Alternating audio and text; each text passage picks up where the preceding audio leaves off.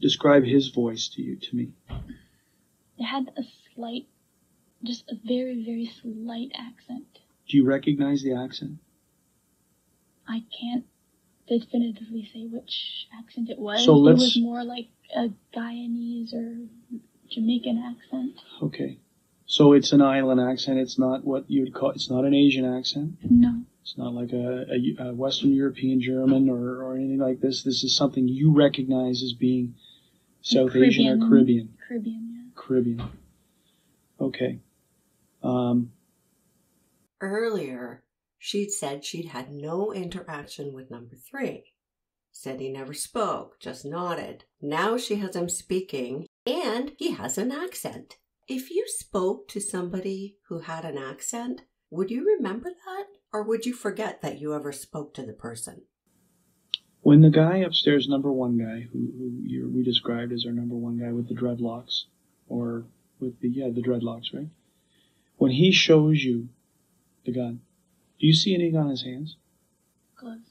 He's wearing gloves? Now he's wearing gloves. Earlier, she said he was approaching her with a string in his hands. No mention of gloves. Wouldn't that be terrifying? First of all, seeing a man in your house and he's coming at you. You notice the string in his hands. If he's wearing gloves, wouldn't that ramp up your fear? Wouldn't you remember that? Wouldn't that be something you'd want to tell police? Number 1 was wearing gloves. What about anyone else? The other guy, the second guy? I don't remember. He must have been, but I can't 100% say. All I saw was that number 1 had gloves in his hands. Do you recognize or can you describe the type of gloves he had in his hands? Now the gloves are in his hands? So he's already been in the house, has dealt with mom and dad, has walked around. I mean, he's upstairs, right? And he never put on his gloves. Now they're in his hands? Leather gloves. Leather gloves? Okay, so they're not like surgical gloves? They're not surgical gloves. They weren't like skating gloves or like wool gloves. I'm pretty sure they were leather gloves. Leather gloves. Okay. So now you're downstairs. You're sitting in the stairs? They told me to sit at the bottom of the stairs. Are you on the floor or on the floor? On the floor. Remember earlier, she said they told her to kneel and face down. Your parents are in the living room? Yes. How many people are with you and how many people are with your parents? 1 with me, the guy in the corner with my parents, and the third guy kind of going between? Going between. Where's the purse? Sit down. Where's the purse? Sit down. He's the guy who you describe as the thinner build, medium, and he was upstairs with you. Okay. Remember when she was in her parents' room? It was all 3 of them. That's according to her own story. Her story was she went out of her bedroom and encountered the man in the hall just outside of her bedroom. The man tied her up, and then they went into the parents' room and tossed that room. The story's changed. Where do you go? What happens from this point? Now you're down on the stairs and there's a guy going between. There's 2, obviously your parents in the living room. You're on the floor. They're looking for my mother's wallet. But she can't remember. She's...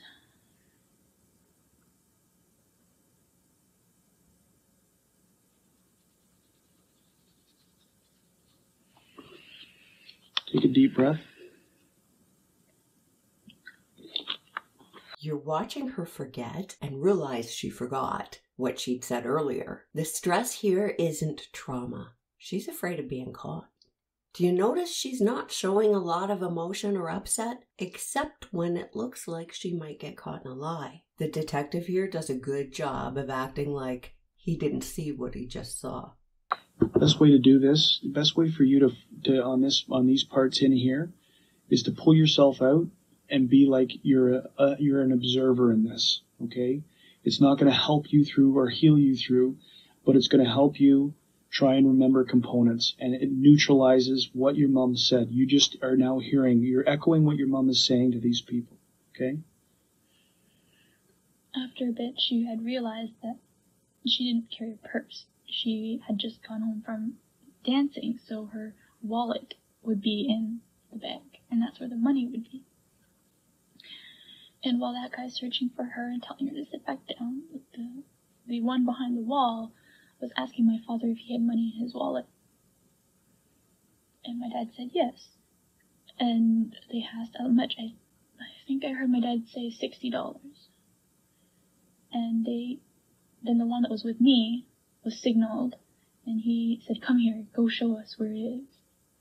He had a lower tone. Sir, how much money do you have in your wallet? We want to rob you, but we're picky. And he's asking the father, and the father is answering. So why doesn't he ask where the wallet is? He instead asks Jennifer to show him. Anyone else see the issue here? Who's that? Number one. Number one? A lower voice? Yeah. Okay, and this is, and you say the reason 28 to 30-ish, 33 is why? Why do you hear that as being the age of this person that you're dealing with? That he's... It's just the way he, like, his muscular tone. I don't know how exactly to say this, but he wasn't like built, like muscular, like a young man. Smart question by the detective. What about the second guy you hear? How old do you think he would be in? I didn't hear his voice. I didn't get to see much of his face. Okay, so you don't know. But if I had to guess, I'd say younger than that number one, though. Okay. Why? Based on what? So they take you're now there, and they're wanting to go to this wallet. Yes. So they're now telling me, like, dragging me by my sweater. Get up. Show us where it is. Okay. Interesting how when they were dragging her by her sweater, her hidden cell phone was neither revealed nor did it fall out. And one kept me at the door while one was inside looking. When you looked inside that bedroom, had it been, you said it was tossed, had it already been tossed? So they were in, so the room had been tossed prior to you opening the door to see? Yes. Okay. Because that's when I figured out what was happening, and I kind of froze. So I heard them moving stuff around. Remember, she described being in the room when they tossed it. The detective has not forgotten this. He's not making a mistake. Sometimes they just let you lie. They pin you down to a story, and then when it comes time for court or for a re-interview, you're stuck with that story. And how long do you think that they were in, that you heard between the time? I guess it's tough in the freeze time, but how long do you hear it and then moving around before you're confronted by one of them? Less than 5.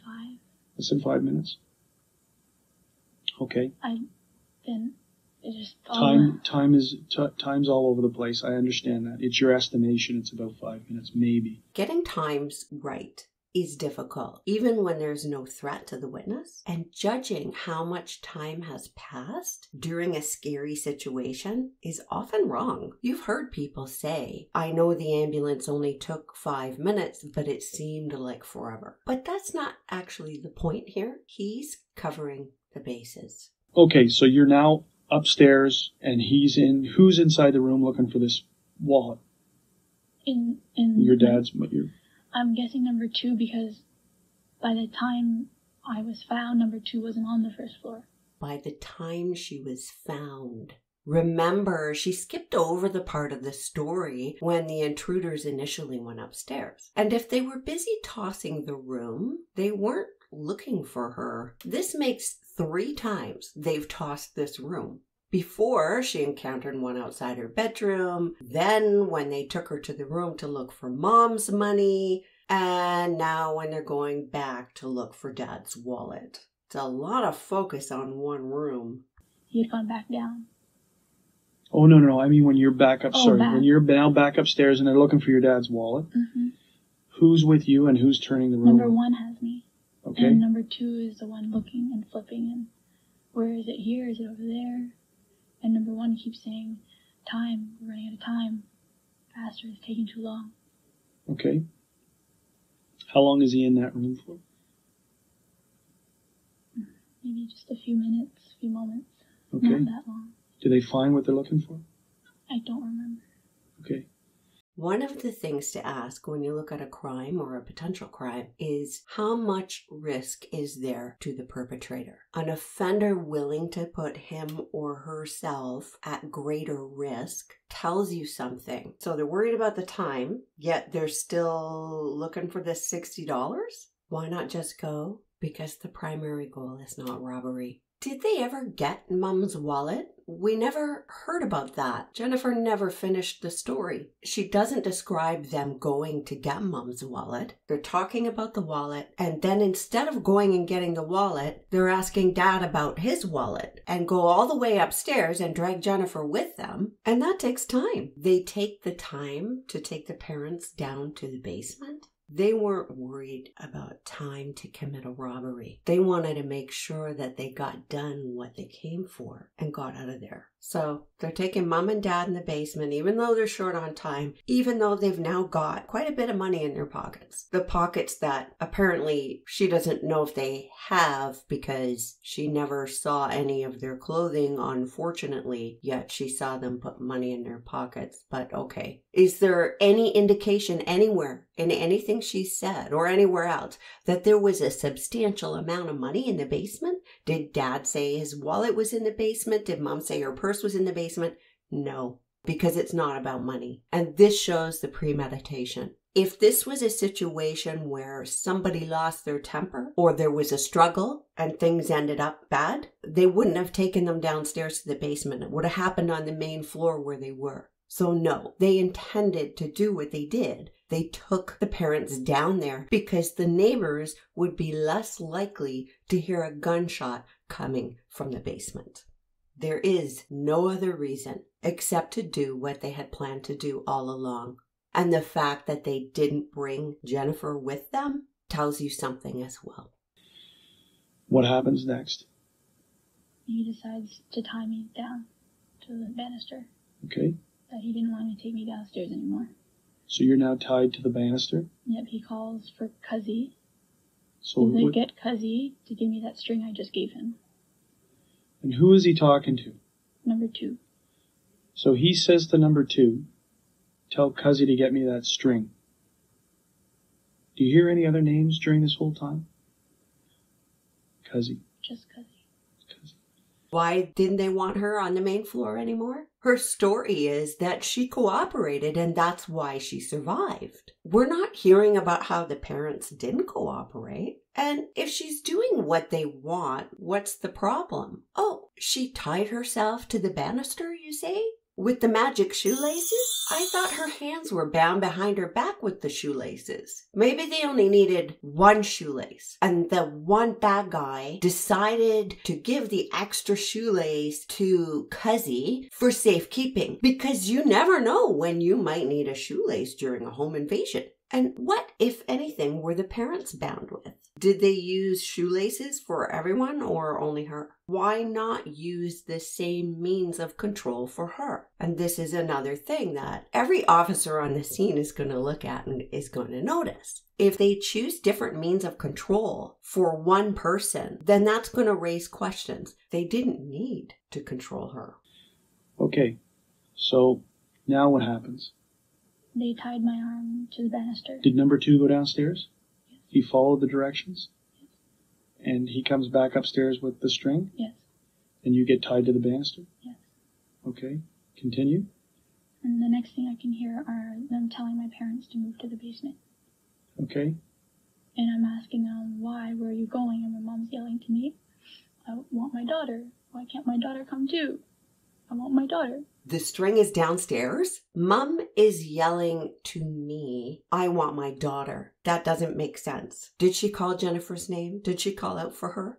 I want my daughter sounds like something she'd say to the bad guys, not to her daughter. She's a floor up and she can hear them talking when she couldn't hear their voices before. Do you think that when they entered the house that there was no yelling, no demands, no nothing? That it was quiet? The most dangerous times in these situations are at the very beginning and the very end. They're telling and Mom is yelling. Jennifer is not yelling down the stairs. She didn't need to. Who goes down to the basement? Can you see that from where you're My sitting? back is towards the wall. Do you hear anyone else in the main level? Where your parents were? Like, you can hear, if people are trucking down the stairs, you hear your parents going down the stairs. Do you hear like 5 sets of footsteps going down there, or can't you hear that? I was just such a distress. I don't exactly know how many people went down. Okay. Did you ever see a gun on anyone else? Because number 2 and number 3, as we'll call them. Number 3 is the unknown guy who you guy. just hear, who we hear is Cuzzy, Mm-hmm. and you hear him with a slight island Caribbean accent. Okay. Yes. One of those 2, like they dress very similar, like very thin build. You saw number 3? You can So describe. like just briefly, like through the reflection from the lamppost Okay. on the street, Yeah. through my through the sheer Curtains. curtains. Yeah. I just saw briefly he was quite thin build. Another thin-built guy. Yeah. Similar to number 2. Yes. And what about the gun? Did you see another gun? I saw the tip of his gun because he had pointed it out at my father, and Okay. that one was a revolver. Like it had the rotating. You saw the cylinder. Yeah. The rotating cylinder portion of the gun. Yeah. You saw that. Both similar thin build. That's not what she said before. And this is a little bit out of place. What she's doing here is not really giving a description. She is giving an explanation to him as to why the next thing that comes out of her mouth is not going to be a straight answer. The gun? Now she tells him? She didn't bring this up before, even when the detective was asking her specifically about guns. This is the first time we're hearing that the guy pointed a gun at Dad. And she can only see the shadow of the bad guy. And she was with all 3 of them. And what color was the gun? I was quite a bit away. Okay. And how did you see how did you see this? Did you see it as a silhouette, or did you actually physically see the gun? I was on the floor kneeling when he was asking my father for his wallet. Yes. He had pointed it out, and I was told to keep my head down, but I kind of Looked up? looked up like peripheral here, and then I saw that. This is the first time we're hearing they told her to keep her head down. That would be pretty important, that piece of information. And in the beginning, the first bad guy had her sit on the bed and showed her his gun. And apparently wasn't even wearing his hoodie up because she could see the back of his head, his dreadlocks, that they were longer. So number 1, at least, was face to face with her. And when they were tossing the bedroom the first time, one guy's blocking the door. I mean, she's been with all 3 of them. I mean, they had her in the parents' room twice, according to her stories. Now they're suddenly worried about being identified. And if being identified is such a concern to them, and considering what they ultimately did to Mom and Dad, why leave a witness? So what portion of the gun are you seeing? If you're seeing, are you seeing him holding with the handle and the revolver? Because the cylinder portion sticks right. Yeah, like right close by here. Can you see him wearing gloves, or can you see him? Honestly, the lights were all out on that side of the house. Okay. But in your estimation, it's a revolver because of what you... I saw what it looked like. Okay. You see nothing else about his clothing or anything else that he's wearing? Unfortunately, I wish I could have. No, that's all. We just have to make sure that that we understand. So when you're tied to the banister, right, and your parents are now going down to the basement, do you hear or see anyone else upstairs while that's happening? Or No down? one came back upstairs for me. No one came back upstairs for you. Okay. Can you hear the voices down, other than your parents? Can you hear their voices down there? All I could hear was, "This is taking too long." Who's saying that? Whose voice is that? You hear all 3 voices. You can distinguish them. Whose do you hear saying this is taking too long? Because it was said to you upstairs, right? Who said that to you upstairs? Who was saying that upstairs? This is taking number 1. Is that the same voice that you hear saying it downstairs? Yes. The only 2 of them voiced. Number 3 and number 1 voiced up. Voiced up. Yeah. Who do you hear yelling, "You lied to us," or to that Number extent? 3. Number 3. I'm assuming it's to my father. Because he was the one asking for the wallet. Now, your mum with her wallet. Do you know if your mum had gone to the bank after her dance class or after she had finished? She just went to the bank a few days ago. Okay. What type of car does your mum drive? And first off, did your mum drive tonight? What type of car does your mum drive? Lexus. A Lexus. This detective is going to do his job properly, even though it seems obvious that she's lying and that she's involved. People can appear to be lying when they're not. And one of the things that detectives know and defense lawyers know is that when you believe you have the perpetrator sitting right in front of you, it's real easy to get tunnel visioned. It's really easy to fall into the trap of confirmation bias. If you think you have all the answers already, you fail to ask questions. And no matter how much you want to close a case, it is in nobody's interest for the wrong person to be convicted. He will investigate properly. He will look at every angle. Yes, 300. And she drove tonight? Okay. So now you hear this commotion downstairs. You said you heard 2 pops. And you heard who scream? Your mum. And what was she screaming? Do you remember? Make it out. No? It was kind of like a cry yell, so it was just... Okay. Are they still talking? Do you hear them talking? I was focused on my mom. No, I understand. I'm only going to ask questions that I can try and tweak your memory for, okay? So you hear the 2 pop noise, you hear your mum screaming, or crying, or screaming, or yelling, and then you hear some more. Do you know how many more you heard?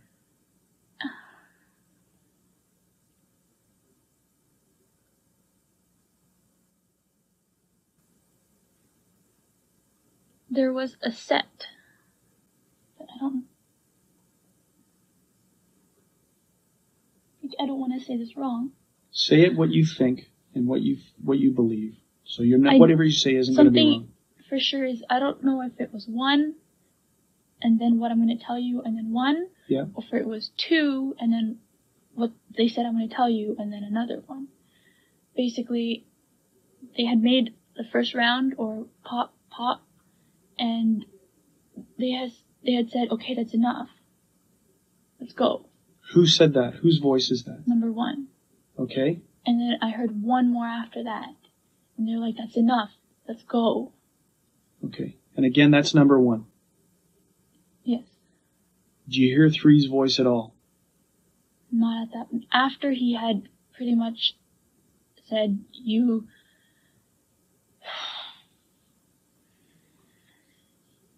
after he said that you lied to us,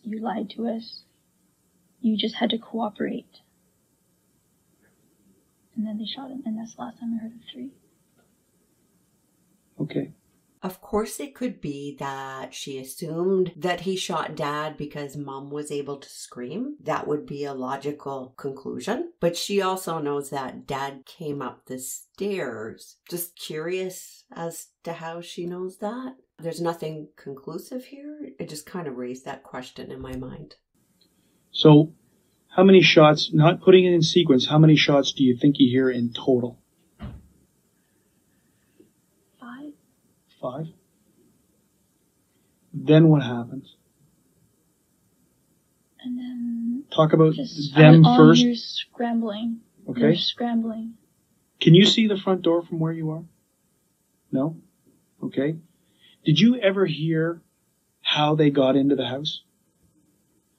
Doorbell ring? No. Kick door? Nothing like that? I don't remember how they got in. I don't even know how they got in. Okay. You hear scrambling noises. What are you talking about right now? Right at this point in time. So we're back to the time they're leaving. Okay? Or you hear the scrambling noise, and I'm only assuming they leave because they're not there when we get there. Do you know which way they go out? You can't hear that. I'm pretty sure it was the front door, Yeah. but I'm not 100%. I didn't get to see anything.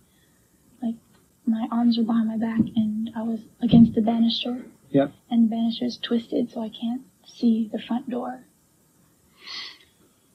Now you hear your dad. Yeah. Right? And what's going on? So what do you hear next after you hear the scrambling? They're gone. Because you're hearing no more. I gather that's how you assume they're gone, is because you don't hear it. Then you hear your dad. I reached for my phone at Okay. that point. And you call 911. Okay? And then what happens after you're on? I heard my dad go out, and I don't know if they damaged his throat or... How did you hear your dad? So this is the kind of importance, because did he go out the front door? How did you know he went out the front door? Because I heard him open the door. Did you hear that door open when these guys were scrambling to leave? There was just so much thudding. Is your house got an alarm system? Yes. Do you know the alarm system when the front door goes off and there's that chirping? We don't have that chirping. No? No. Is your house alarmed at night when you guys go to bed? Before the last person goes up to bed, they will alarm it. But prior to that, it doesn't get alarmed. Okay. So you hear when your father exits, you hear the door open because you hear your dog, and then I can hear like the outside noises. Okay. Like the wind coming in, and I just hear my dad. I think he's.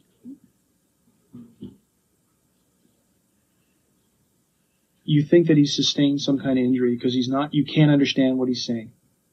Okay. What about can you hear your mom? Okay. Where does your dad go? Do you know where? You never see your dad again until when we're at the hospital. I think that's what you said, right? I saw him when he was on the gurney, but the officers walked me around, so he really didn't. Okay, so now you're upstairs and you're on the phone with the 911 operator. Okay. You remain on the phone until the police arrived? And the officer is the one who gets you free? He first had to secure the place. Yes. It took me a while to get somebody upstairs. Okay. He And just kept screaming. Okay. And I guess they went into my bedroom, and I have a pair of scissors that I cut my hair with. Yes. And they said that they cut it for me, but it was still a while longer until after they cut the string so that I could be free. Notice how she has no problems giving details and giving them in order when she's talking about this part. The part that can be verified, the part that's true, the part that she doesn't have a reason to lie about. And where is all the emotion and detail for the rest of the story? She was quite upset that she had to wait to be let free. I mean, what happened was horrendous. Where is the emotion for all of that? Do you understand that they of the importance to clear that what they were doing? It wasn't to leave you in any kind of trauma or anything like that. I understand. It's just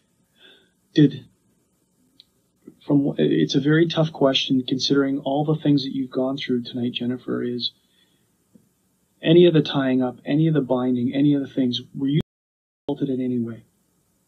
It wasn't that. This was strictly they were after money. From what I saw, they were after money. They wanted it now. How much money did you turn over to them?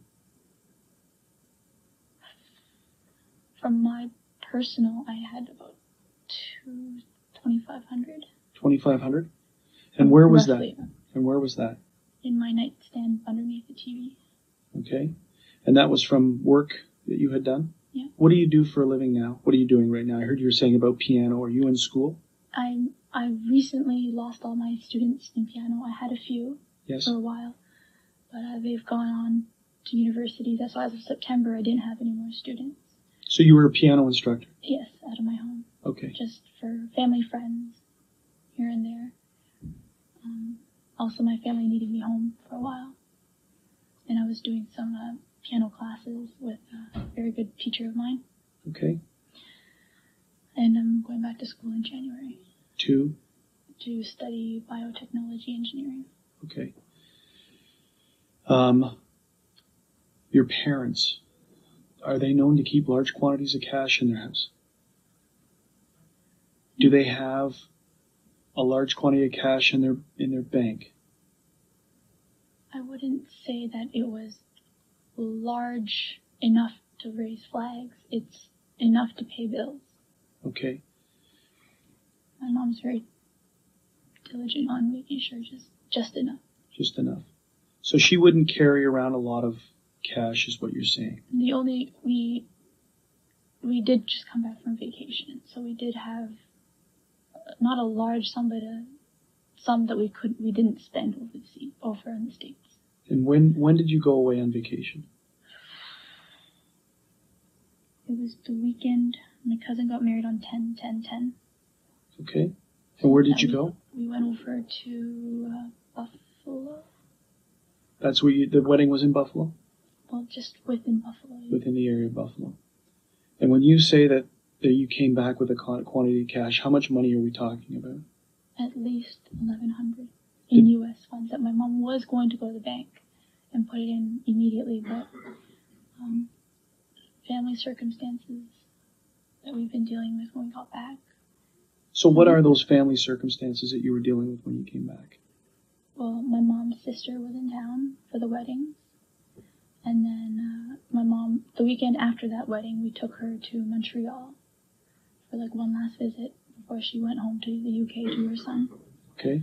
And then, honestly, I think probably like a day or two after that,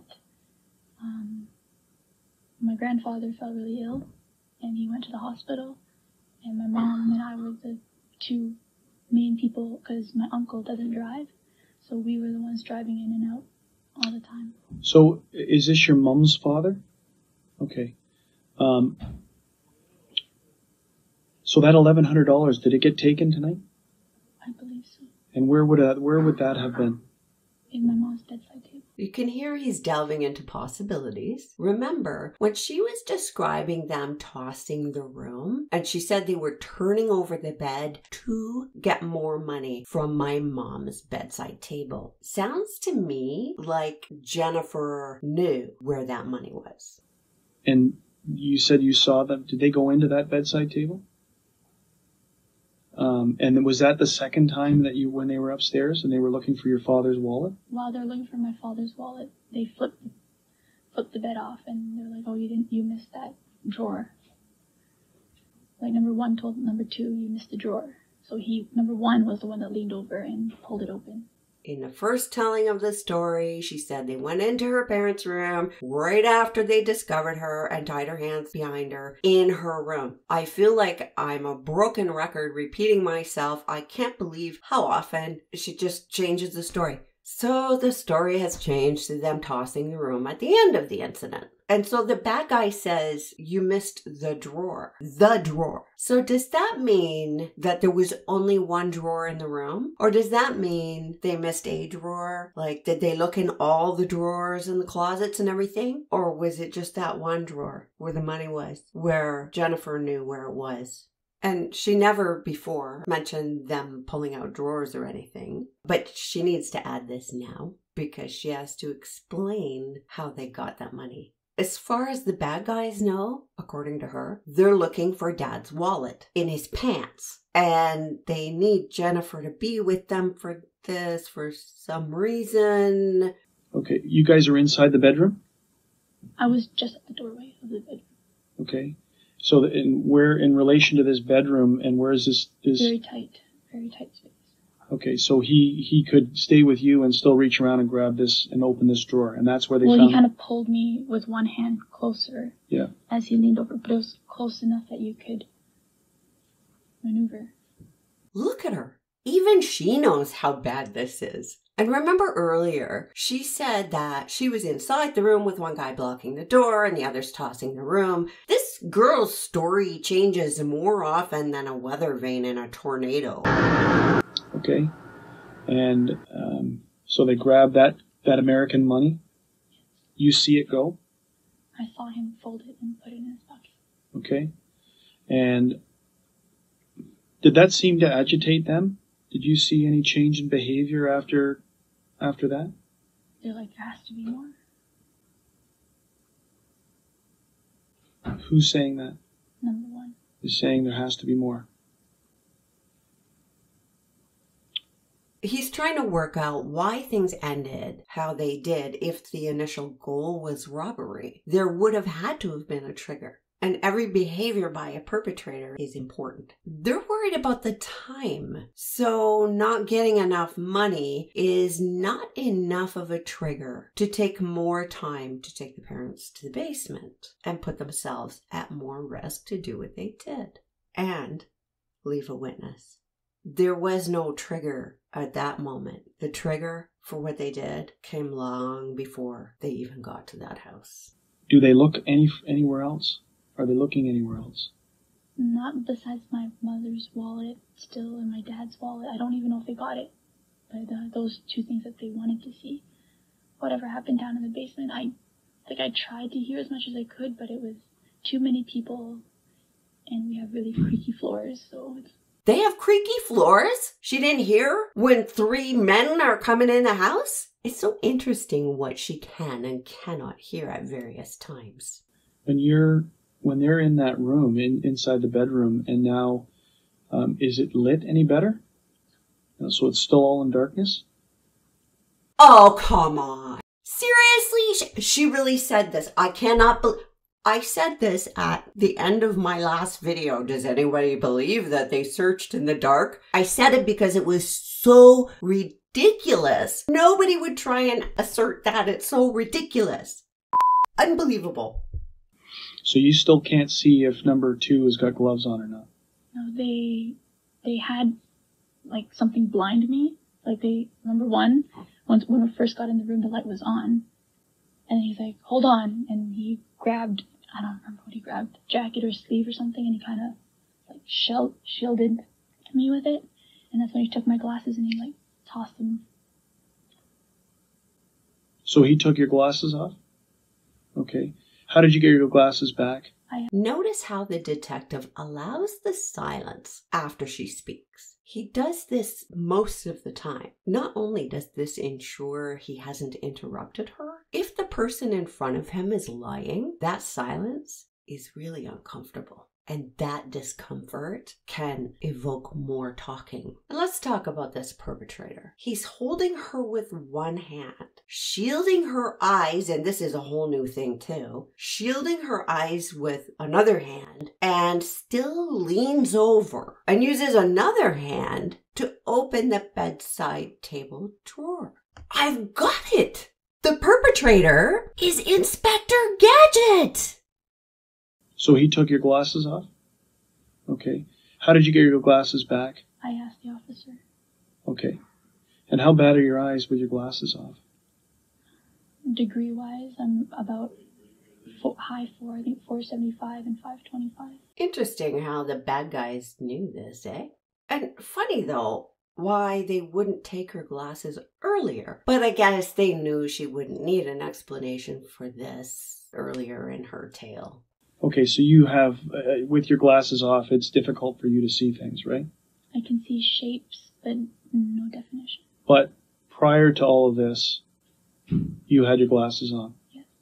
So when you described the gun, and you described the dreadlocks, and you described number 2, what about when you saw the revolver? Did you have your glasses on at that point in time? Yes. So all of these observations are made with your glasses. It's not until you're tied upstairs, they're Right before they tied me to the banister. Like when we went up the stairs the second time. Okay, and who ties you to the banister?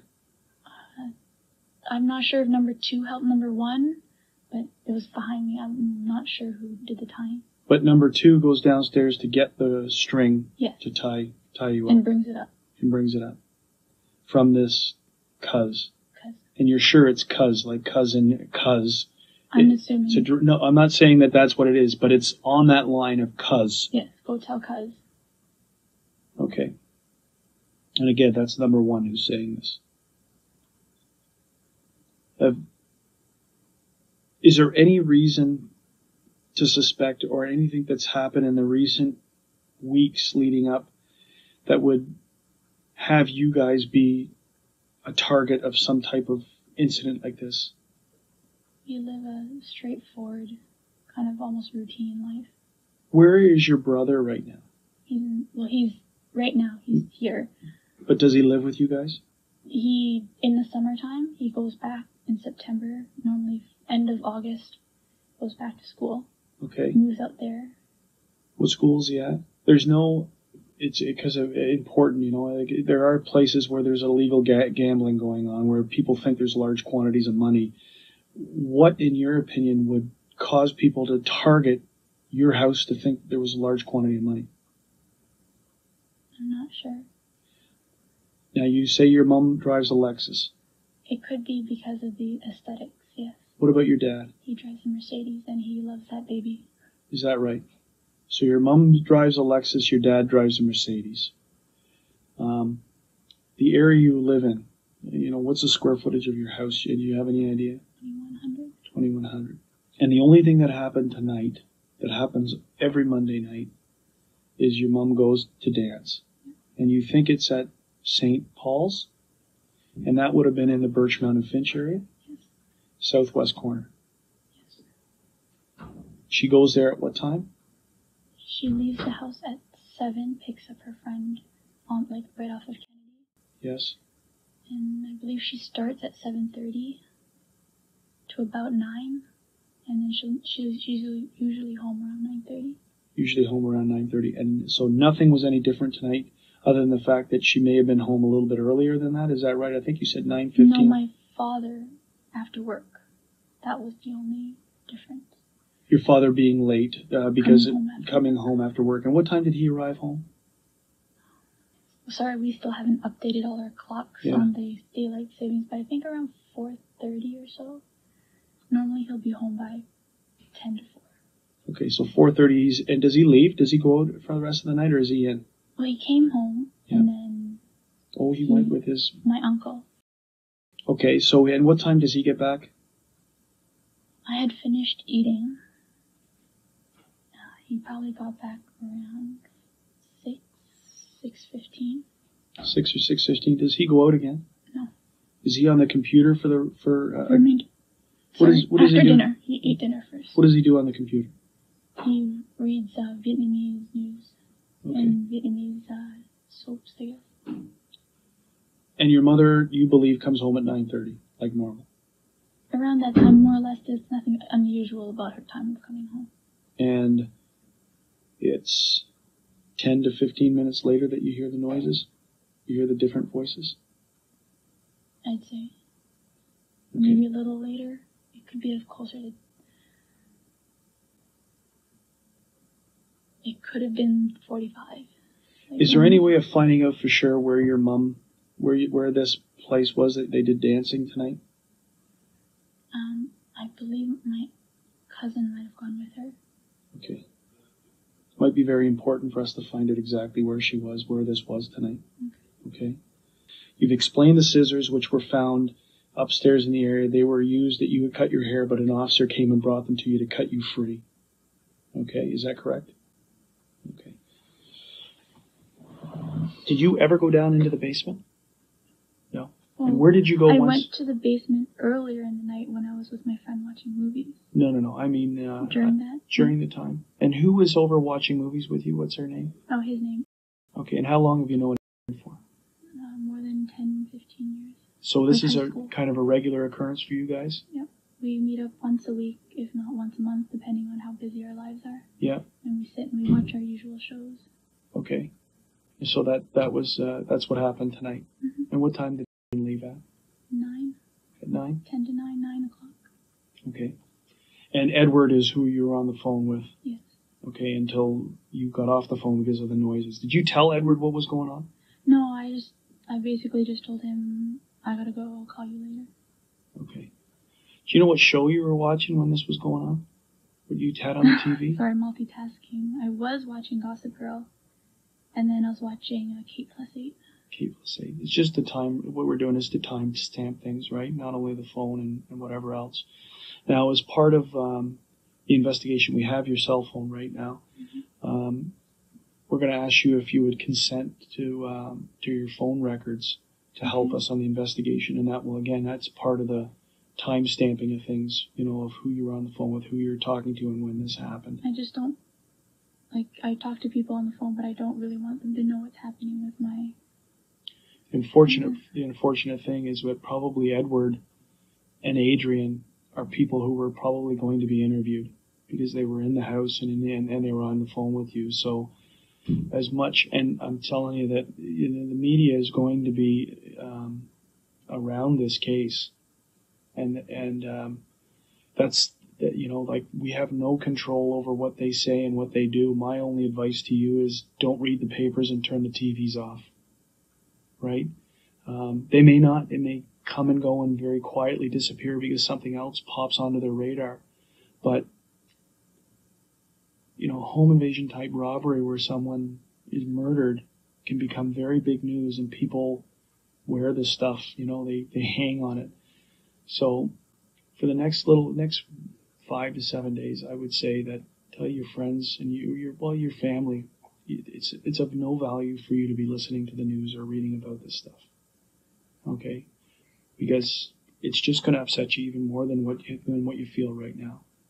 So just bear with me for a minute, okay? I'm going to go on, it may be a little bit longer than a minute. I'm just going to go and talk to the officer who's monitoring it to see if there's any clarification questions, and also the guy who's investigating it, if there's something else, when I brief him, if there's something else I should be asking you about, okay? And we're very close to being done.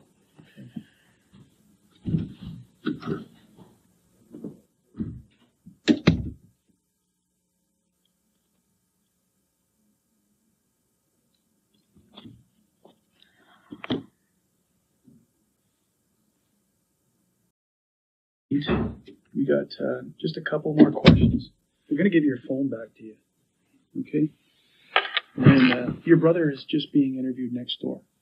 Yeah, he's interviewed too. Well, just because you never know, right? Any other fringe stuff that comes up, it's just more of an administration. But obviously, the relevant people to be interviewed, in my opinion, right now, are who your mom was with right after, like when she went to this line dancing or this dancing, so we can clarify where it was, and like I'm 90% sure that it's there. Okay. It doesn't take a rocket scientist to figure out that could she have drawn them here from where she was because of the type of car she's driving and where she's driving to. It's very possible. It's something that we obviously have to explore. So how am I going to find out who she was with tonight? He will also be able to ask those people a whole lot of other questions, not just questions about that night. And I bet you that's what she's afraid of. Can you use your phone to find out who the people she was with tonight? I could ask some of my uncles and ask them for that girl's number. Okay. It's one of his nieces.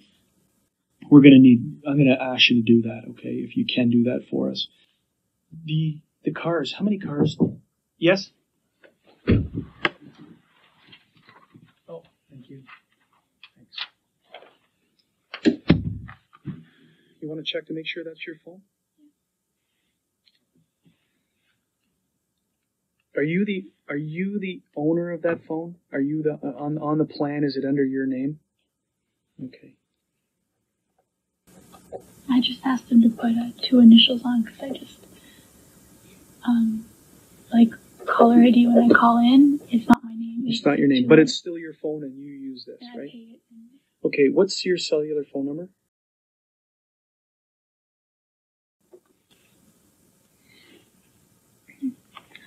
My question is, how far deep into this will they look from my phone? Just like comment, like regular phone calls to people, just stuff like that. Why is she so worried about them looking at her phone? These were her parents and in her own home. And you know what else? If they went to her room and asked her for her money and she had a pretty good amount that she had saved up, there's a possibility that she was the target. But she doesn't express any fear of that. You're not hearing fear that they might come back. When this sort of thing happens to people, it's really common for the victims to be worried that the person is going to come back. We're not hearing that either. That's missing. If something like this happened to your family or even somebody you know, would you be worried about the police knowing that you phoned somebody? I mean, really? Really, it's just the time stamping of the, we're putting 9 days down because it may come back to you that oh, I spoke to him, and it may be able for us to be able to identify people that we may need to go back and interview. The interest of us is obviously tonight between 9 and 10, right? But we're just asking for this. We're not asking for months and months and months. It's 9 days that we're asking for. And generally it's because we may come back to you and say, okay, we want to interview this person. And you go, oh, I don't know where they live, but I spoke to them. Or we got the phone records. Is this the same person? And we'll have their address, at least what is registered to their phone. So it's the only reason we're asking for a 9-day period. No, investigatively, it's not of no real significant value other than today, right? It's only because sometimes I phone, teachers and stuff like No, that. we're not going to go back and interview all those people. That's not our intention, right? And the tower site location, if requested, for the above mentioned times and dates. And towers now become, I just dropped that. Towers become relevant in this case because of where you are when the phone call comes in on today's date, right? Is that it firms your story to saying that I was in my room when the calls came in, and that will show up on the tower site information. That's the relevance of the tower site information. It also may turn out that maybe during this time period, you were targeted and you were in an area, and this enables us to go back and try and look for cameras and other things through the towers. I'm not saying it's going to happen in your case, but it's why we ask for tower sites, right? Tower sites always show, when you're on the phone, they show you where you are when you're on the phone making calls. I understand that these records may be used as evidence against me and may become any part of a criminal proceeding. Now, if you were lying on this, as a part of this whole process that I explained, telling us fictitious information, and it comes back, now the records can also be used against you. If you're telling the truth, really 0.3, it means nothing, okay? But we have to let you know by law that we could use these against you if you're lying to us. So will I be informed of if anybody, if they're contacted on that? The chances are, if you're going to be, so you can almost guarantee that Adrian and Edward we're going to need to speak to them, right? Because Adrian was in your house. Remember, if they're doing forensic testing in your house to try and get DNA and anything else in there, they're also going to need stuff to eliminate people. So we need to try and, when we shut this down, because it doesn't need to be disclosed on video about their personal information, I need to get Adrian's contact information. I need to get Edward's contact information. I don't know if we're going to contact them tonight or this morning, but sometime today they're going to be spoken to. Okay? Our priority is who is with your mom. That's our priority right now. Okay? But I just tweak me back. How many cars does your family own? The Mercedes and the Lexus. And where do your parents park these cars? My dad always parks it on the right, and my mom always parks it on the left. Inside the garage? And where do they enter the house when they park in the garage? Is there an entrance through the garage? Okay, so that's the normal course as they park.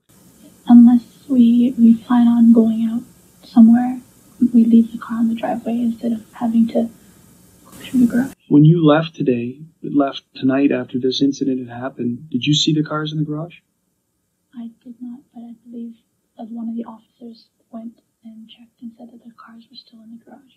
The garage doors were closed? Yes. Okay. Is there any video equipment, video cameras, or any video system in your house? To record. No? Okay. Is there anything else that you can think of that might help us right now in this investigation?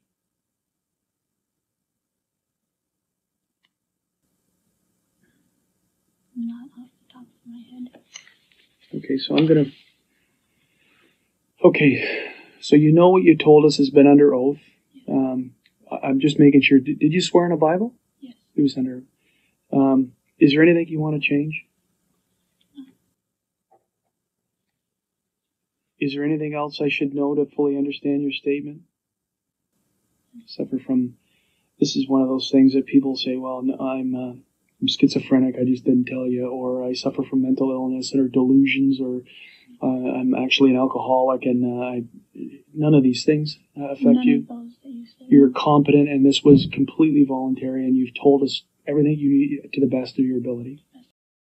So what it is now 4:30 in the morning. I'm going to shut everything off, and then we're going to have you try and find that information for us, okay? So the recordings now are turned off.